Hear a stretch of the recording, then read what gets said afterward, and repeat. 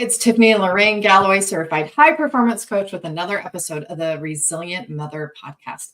This month, we're going to talk about resilient identity because your identity is the core of who you are. And as a mother, it's important that we have a strong relationship with our truth so we can help our children to do the same thing. Today, I have Christy with me as my guest, and we're going to dive into this subject and give you some tips, tricks, and strategies that you can apply into your motherhood and into your personal life. Christy, thank you for being here. Please tell us a little bit about you. Thank you so much for having me. I'm a mom to one human, 3 dogs, 2 cats, and a bunny.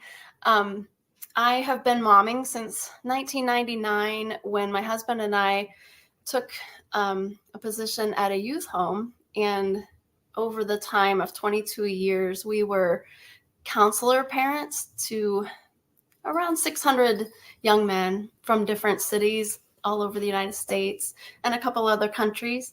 And then our daughter came along through the miracle of adoption in 2009. And so she and I have been a team since then. My husband passed away in December of 2022. And so she and I have been just on our own since then. So that is where I've had to learn a lot of resiliency, being a softer personalitied mom to a very strong-willed, brand new teenager. So that's my background. I'm sorry for your loss. That's still pretty recent, and that's a hard loss to have. Yeah. And I think our children can be a great comfort at that time, and it makes your bond even more special that you have that together. And I'm a birth mom, so I understand the beauty of adoption and that option. And I want to honor you as taking that on and giving a child the opportunity to thrive. I think that takes resilience and a special kind of love that not everyone is always able to take on that challenge. So I just want to take a minute to honor that. And then I'm really curious from what you were just saying, how you would define resilience. I feel like resilience is just not giving up, continuing even through the hard times. And I'm a Christian. I continue to just trust that God's got this. And he chose me for my daughter to be her mom. He chose her for me, but he chose me for her. So I have that to lean on when things get really hard. And I have to just remind myself that I was placed and chosen in this space for a reason. And for some reason or another, it's okay that I'm different from her, and we'll get through it together. And it's going to, somehow our differences are going to add to both of our lives. Absolutely. I feel like motherhood makes us grow in ways we otherwise would not, because we'd never challenge ourselves in the ways that our children challenge us. And right. Each child that we have was meant to cross our path. I think that everyone who comes into our lives crosses our path for a reason, whether we're the lesson or they're the lesson to us. The opportunity is to grow and to reach our full potential so that we can really thrive. And resilience, I think, is a key part of that, especially in an ever-changing world. And I find, too, faith is a nice foundation to have, and to have that strength from God when you need a little more strength or a little more resilience. Having a higher source to reach to really can make a difference through those harder times, to know you're not alone and someone's got your back. Definitely. So I look forward to teaching my kids that as well. And I think it's important to be an example of that, because it's a part of your identity. I think identity as a child of God has a lot of power behind it. And I'm curious, because you do transformation work, I'm sure that is around identity and that work. So you can talk about how you got into the work that you do and a little bit of how that fits resilient identity.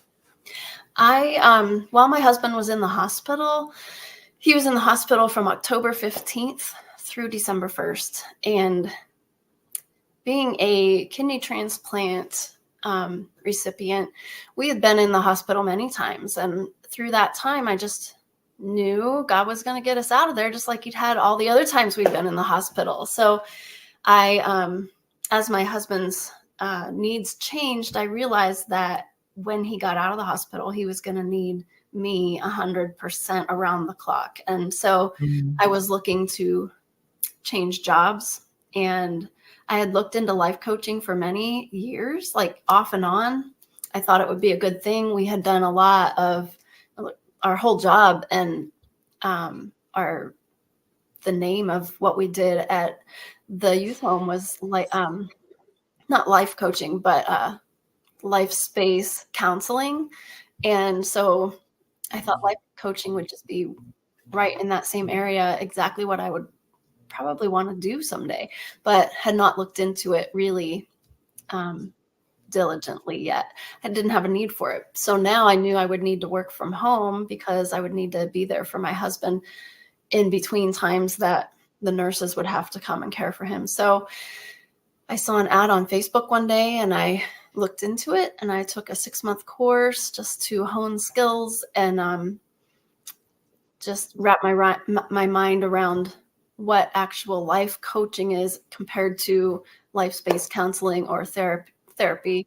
And I finished that course last July. And so then I started, I had already looked into it. And when my husband passed away, I needed to be there for my daughter anyway. So that is where that's how I got into that. And then it sounds like you kind of found a niche that you like to work in. Who are the clients that you work with? What is the work that you do that's unique to you? I like to work with women who feel stuck or are really discouraged or need to just process their emotions. When my husband passed away, I was stunned. I just had no idea what I was going to do. And a friend of mine said, Christy, your identity is not just Dwight and Christy. You have an identity too. And God has a plan. And I knew all that, but it just took her saying that's what made me realize I am a child of God and I need to focus on that identity. And I started to teach my daughter the same thing, that as daughters of God, we know He has a plan for our lives and that He will take anything that we have to go through and use it to help us, to help Him reach others, and to help Him help others. So I can relate to that on more than one occasion of life throwing me a situation that made me go, who am I now? Who am I supposed to be? Especially being raised as someone that was a people pleaser and a perfectionist and was taught to kind of perform and be who people needed me to be. That moment of realization that I was completely and utterly alone for the first time, for me, it was during COVID, being alone, pregnant. And I thought we were getting married. I had my 2 girls. I was going to school. I'm in a new community. I don't know anyone. Wow. And I'm going through all of this. And it really made me rely on God in a way that I never had before. And I'd always turn to Him. But it was a real, okay, it's you and me. It's you and me and whatever angels and assistants you're going to send me. And I know you're going to get me through this. But it made this huge transformation in knowing that I had everything I needed inside me in the first place. Maybe I just couldn't see it. And I think it's so important as an individual and as a mother to recognize that eternal identity that we have, because when we see that, all of a sudden we can get through anything. We can bounce back resiliently, but we can also find this new inner strength and confidence in ourselves to know that we create our own safety. We're creating our lives, and there's a world of beautiful opportunity out there, even in the grief, even in the loss, even in the hard times. God can make beautiful things out of those hard things. And then it's for our good. All the experience that we have is for our good because it breaks our heart open and it may hurt, but it also opens us up to receive more. It seems like those that go through the hardest thing are really the ones that God knows, I can trust you with more. I can give you more depth. I can give you more empathy. I know you're going to go do something important with this. And my oldest child visited me at age 14 and got to ask me some questions about the adoption and why it happened and some things. And we kind of had this conversation around, if you'd stayed with me, it would have been hard. Giving you up was hard. Either way, your life was not going to be easy or better. There was going to be rough patches. And it must be because you were meant to go through these things and you're going to be able to handle them. And that was the conversation that we had to have around this time when they were developing their identity and figuring out, I'm adopted. Why was I adopted? Why did this happen? And could it be different? And unfortunately, my oldest child's father's dead. So there was just me to really try to piece those things together. And then that child also got fed a lot of things that weren't necessarily true from some of my own family members that I still think have left a lot of unresolved confusion. But all I can do is love my child and be there in the ways that I can be, and then always have the door open for more. And my other children, it just makes my time with them more precious. It makes me more intentional because I know what it's like to not have that relationship severed, to have lost that time and to grieve that loss and that relationship. And so I'm grateful. I would not wish those things on anyone or go through the hard things that I went through, but I'm grateful that it's made me a better person. It's made me a better mother, and it helps me show up differently. And then I get to actually incorporate that into my identity and show my kids that you can get through anything with God, and that he knows who you are better than you know yourself. And that can give you confidence that you will be able to handle this life. And whatever's happening to you is for you. That's wonderful. I know there's a verse, Romans 8:28, that all things work together for God, for those who are called according to his purpose, for those who love God and who are called according to his purpose. That I don't look at it like God puts things into our lives or he allows things. He doesn't create those hard times in our lives. I mean, that was all on this fallen world and how the devil just loves to try and trip up anything good that God starts. So God allows, like you said, he trusts us. I've never heard anyone else say that before, except for me, that when God allows us to go through something, it shows that he trusts us to deal with that in a way that is going to be pleasing to him. And he will help us get through it. And there is a verse I just wrote down today. Let me see where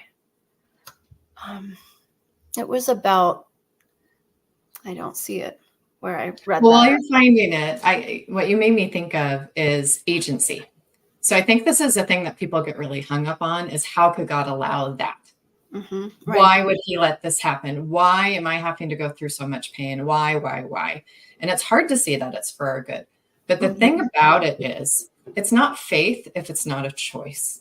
And it's not faith if God does not honor our agency. So for example, you can put two kids in different situations, they're going to turn out differently. You can put two people in different situations, it's going to turn out differently because they have a choice. There's always a choice. And this moment and ourselves are the only things we have control of. And so God can't intervene all the time. I think he does when it's his will and that it's for the better good. But sometimes, it's tough love with our kids. We can't let them run and play in the street. They'll get ran over. And so God can't let us just run amok in this life. But there are some people who are, and that's their choice. And unfortunately, it's collateral damage for those that are in their path because they're not living intentionally. They don't really know who they are, their alignment in some cases. And in other cases, we just make honest mistakes. If we knew that we were going to hurt somebody, if we knew the consequences of our choice, we would, of course, not do it. And so there's got to be this room for learning. And so I think that brings us back to, the Savior. And that's the whole point of the atonement, is to make up those differences for the mistakes that we make so that there can be agency. So really, at some point, even Christ on the cross was left to himself and asked, Father, why hast thou forsaken me? I think we all have a point in life where he does have to have us choose him. Yes, to leave us completely alone, to really give us our own moment of Gethsemane, for lack of a better way of putting it. And no, are we going to be faithful? And are we going to be true to the love of God that he gave us, to that identity as a child of God? Because that is the thing of eternity. Those are the things that go beyond our comprehension in this life and go into a transformation that's even greater than we can imagine at this time and where we're at. Yeah. Yeah. The verse that I was looking for, it's not actually a verse. It's just something I wrote down, a thought about our identity as children of God. And that is that when we're a child of God, it means that we fully rely on God and trust him in his plan. And his plan is just Jeremiah 29:11 reminds us of his plan. He says, I know the plans I have for you, plans to prosper you, not to harm you, plans for hope and a future. And when we come to the place in life where we really have to fully rely on God, where there's no other way, and we realize that, I think that's where we grow so much in our dependence on him, and then in our realization that, wow, I was just resilient through all of that. And then we gain that authentic authority, maybe, or something we had just come through. It just gives us that to lean on, that we can depend on ourselves in that. I think it's that transition from belief to knowledge. Yeah. Like, we believe some things. We believe he's going to show up for us. We believe we're going to be able to get through something. And then we get through it and we have the knowledge of it. And that's where we can say, I know God was there for me. I know that this was a miracle that happened in my life. Whereas before, it may just be conceptual. And that's where faith becomes something more. It becomes part of our identity in a way. I am a part of this work with God now. I know where I fit as a tool in his hands. And I think as a mother and as a parent, you understand the perspective of who God is and his love and his resilience in a way that you wouldn't otherwise, because you always want to bless your children. You always want the best for them, but you can't do it for them. If I fixed all their problems, they wouldn't be resilient. If I didn't put responsibility back on them, especially heading into the teenage years and older, if they aren't given those tools, they can't really thrive in life. And so it's important, I think, to give room for letting them know you're there as the support and to bless them. But as part of figuring out who they are, they have to have their own relationship with God, for one thing. And they also have to start figuring out what lights them up, what feels true for them. And the younger you can enrich that, the more likely they are to find their destined path that will lead them to the most happiness and success that, of course, we all want for our children, just as God wants that all for us. He's going to give us the opportunity, but will we recognize it?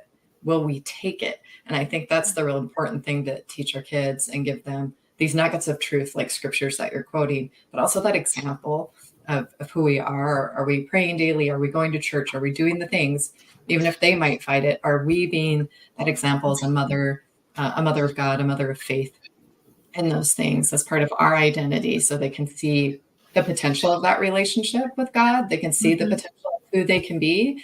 Because I think for me, growing up, my family was very dysfunctional. The family home just really was. And now being older and understanding my parents' background and different things, I kind of understand why that was and that they did better than the generation before. And I'm glad it was faith as a base.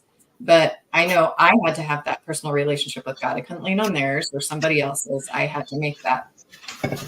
But it allowed this way for me to find truth and nuggets along the way. And as you find the truth, I think God gives you more. Like when you do well with something that he gives you, then he blesses you with more, and he blesses you with more. And can you speak to any of that in your experience and in the work that you do?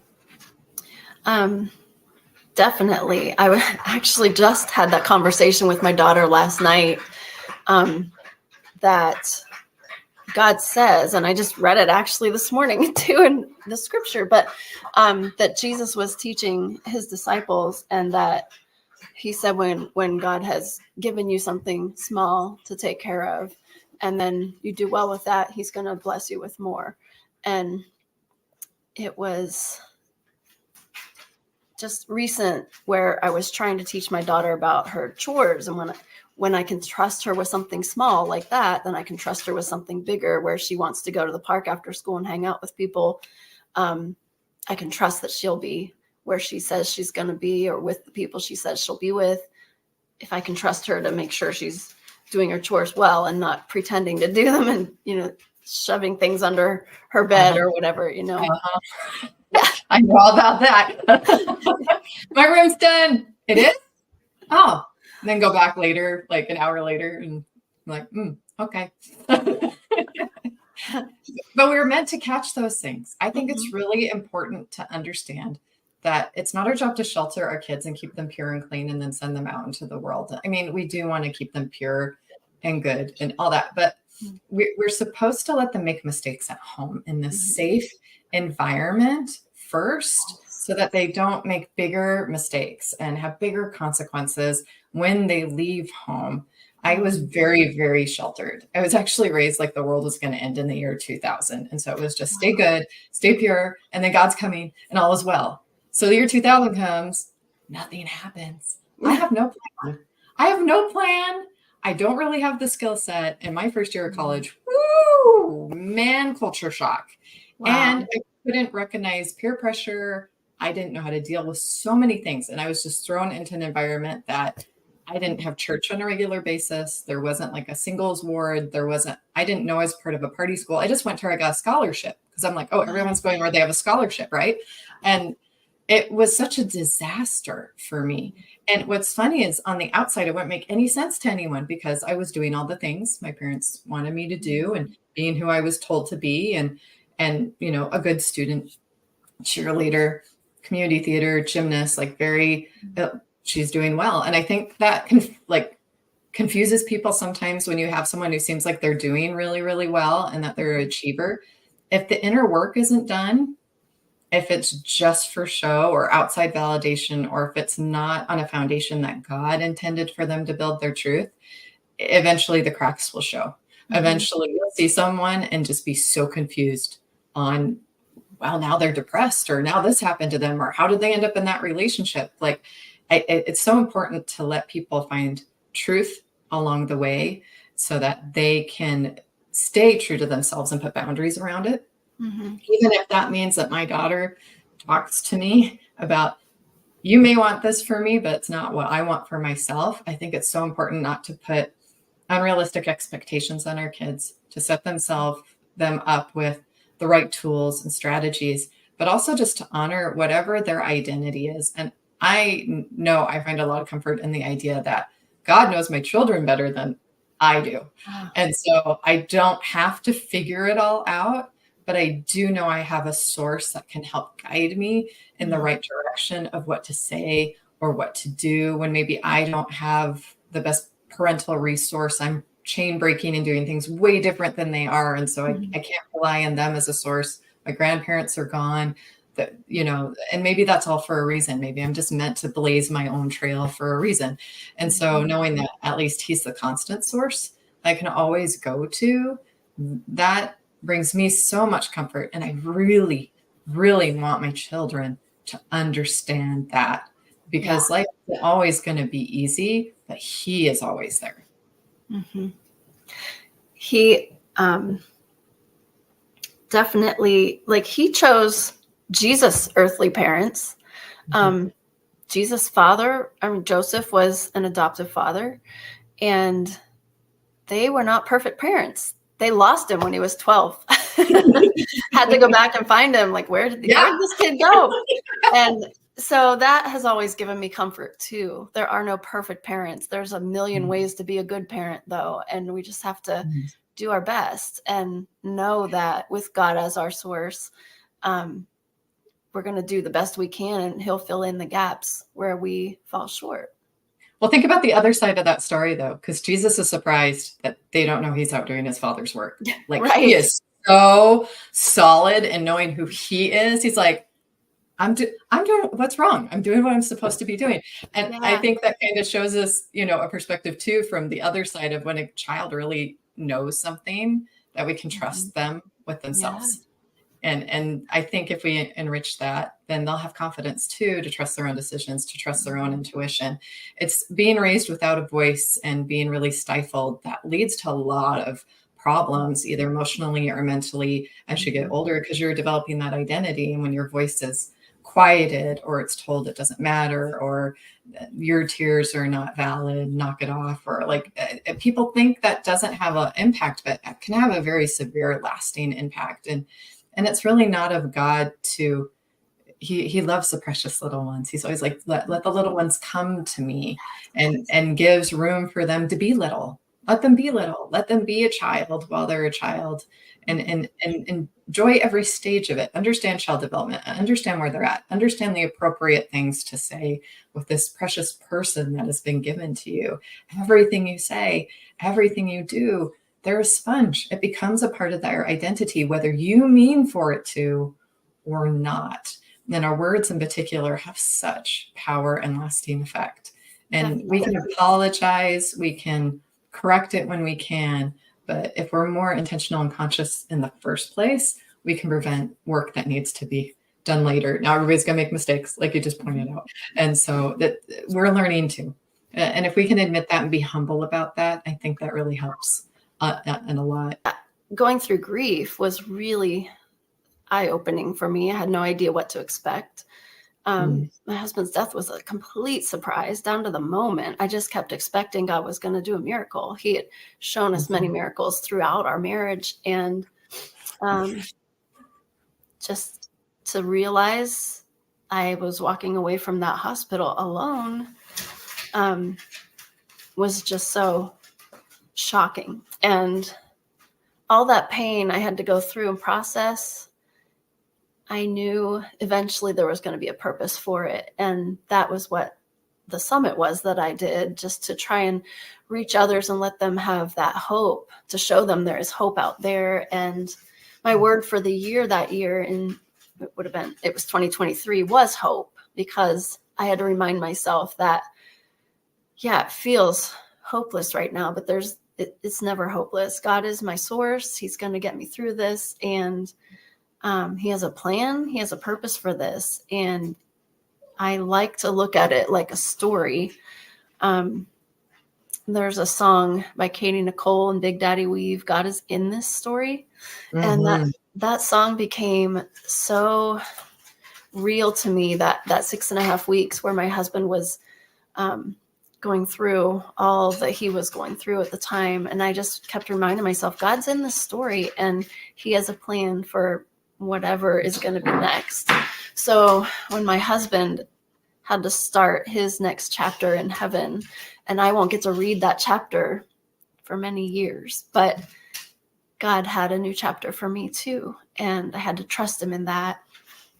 And so I chose to do a summit called From Pain into Purpose, and reach others and encourage them to share their stories too, because we all have a story and God is our author and he has good things in store for all of us. And the more I realized how much he was going to use that, God used my pain to turn it around so I could share my story with others and encourage them that he has a purpose for me. He has a purpose for them too. And the next chapter is not as scary as you think when you're trying to find the courage to turn the page. And you finally do, you realize he's got you there too, just like he did all the current chapters, the before chapters up to that point. So yeah. I just keep on seeing him as my author, and he'll make everything turn out how it's supposed to turn out. Well, and you're always his child. I think to type back, the identity is, I'm still his child. I'm feeling this grief. I'm going through this pain, but I'm still his child. Yeah. And that's where the hope is, that I didn't lose myself. I think some people can get lost in the grief or the pain, or if you don't learn to separate your emotions or what's happened to you from your identity, you are not what happened to you. Right. You are not what is even happening to you. You are more than all those things. You are a spiritual being having a human experience. You're not a spiritual being having a human experience. So in other words, there's something beyond what you're going through, these circumstances, this body, this mortal frame, this life. There's so much more to you as a person than you could probably ever imagine on your own. But someday, like you said, you'll get to read all those stories, all those lives you touched that you didn't know you touched, or the difference that situation made, or why those things had to happen. I think when we look back, hindsight is always 20/20, and it'll go, oh, I need to go through that so I could help this person, or I need to go through that so I could help my child through that, or I need to go through that so I can be the chain breaker of this pattern that needs to change in my life or in my family or in this society. I'm to be a ripple effect into eternity with the choices that I make. And I think that's a kind of resilience that I definitely want to have, that ripple effect on the world. And with this podcast is to help people to absolutely hope. I think resilience has a lot to do with hope. Yes. And being able to hold on to that with all of our might and to our identity of who we are, to live our truth so that we can thrive. And if we can teach these things to the next generation, oh, won't the world be a better place? Yeah. Any last thoughts before we wrap up? One of the big things that I have realized with my daughter being a teenager and just, I dealt with hundreds of boys when they were teenagers, but a girl is different than all that I'm used to. So I've had to reach out for help, and I have to keep asking, my friends that have been there with teen girls, what would you do in this situation? Or what did you do in this situation? Or what do you think about this? And just, I have, a bunch of moms on speed dial that I just reach out. Like I have a group that I text at one time and I ask for prayer in certain situations or advice. And I think that's a big thing, is to not be afraid to ask for help and to have a group that you can depend on speed dial or somewhere that you can go to quickly. As I never expected to be a single mom. My husband was more the anchor in our family, and I was more the dreamer. And so now, and my daughter took on a lot of his characteristics, and she's so strong-willed. So I've had to find different ways to think through situations where she wants things to be specific and reasonable, and don't we all? But sometimes as a mom, you just have to say no, and there's not a certain reason. There's just, you're the mom and you feel like that's the best answer at the time. And so I'm having to work around some of those situations that I didn't expect. So a big thing is just not being afraid to ask for help. And just like you wouldn't blink at the opportunity to be able to help one of your friends through if they had help, or if they had a need for asking for help, they don't think that of you either. I mean, they don't mind helping you either. They would welcome it. So yeah, when you create the right circle of friends and you create the right support, you absolutely have people that you can count on. And that's who you should keep in your circle. You absolutely should have a cheerleader in your group, the person that makes you laugh in your group, the person that you go to for wisdom in your group. You get to create that. And this podcast is just kind of an example of the different kind of people that you may not know are out there that can be a part of your support, especially online. We can reach around the world now to all sorts of experts and people. And I think the more that I do this and I reach out and I meet people and other moms, we all are after the same things. We all want to love and be loved.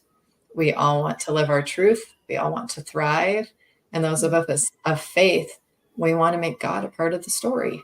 Yes. And we want that God to be a part of our children's story and the next generation, and not forget that we are children of God as part of our identity.